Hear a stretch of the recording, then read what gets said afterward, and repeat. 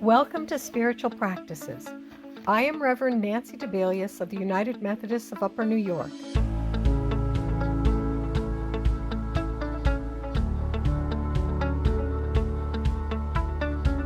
Today I am introducing the spiritual practice of silence and solitude. It is difficult to find silence in an age of technology and information. Silence challenges our cultural attachment to amusement, words, music, advertising, noise, alarms, voices. Silence opens a door to patience and waiting. And silence and waiting make us uncomfortable. Silence and waiting seem so unproductive since we aren't actually doing anything. And being productive is a demand of our current culture. So when we come upon silence, we fill it. We cram it with something else we can learn or do or achieve. Even as we learn to pray, we learn to talk to God. Prayer has been about finding words, speaking words, praying words. As a rule, prayer has not been about being in God's presence without words. Thus, we do not find it comfortable or easy to be in God's presence to listen or to just be with God. Could it be that what we need is time alone with God and a lot fewer words? We may become fearful that the world cannot go on without us for an hour or a day or even longer. We may be anxious about our compulsive need to respond to every word and request that comes our way.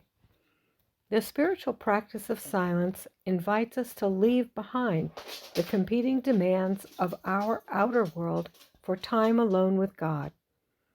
Silence invites us to let go of control and to trust our life and the life of the world to God. Silence offers a way of paying attention to the Spirit of God and what the Spirit brings to the surface of our souls. In quietness, we often notice things we would rather not notice or feel. Our own outer agenda looms larger than our desire to be with God in silence. And as the silence settles in and nothing seems to be happening, we often struggle with the feeling that we are wasting time. Everything we notice in this struggle can become an invitation to prayer. The silence opens up the contents of our heart, allowing us deeper access to God than we experience at other times.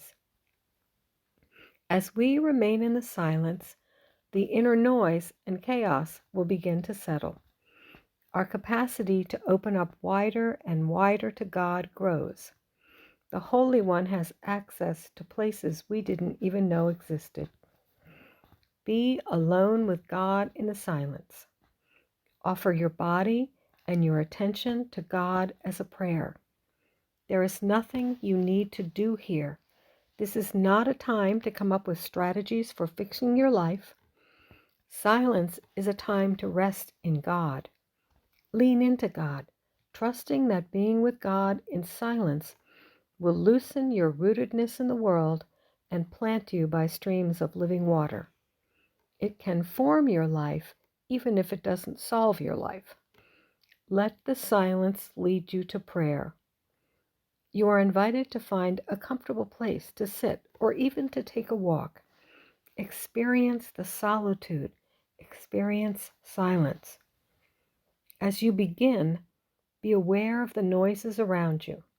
Notice each one and then slowly let each one go. Let the quiet of the moment deepen. Be with God. Be present to God.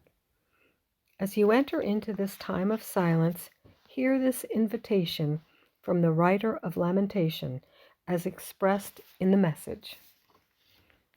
When life is heavy and hard to take, go off by yourself. Enter the silence. Bow in prayer. Don't ask questions. Wait for hope to appear.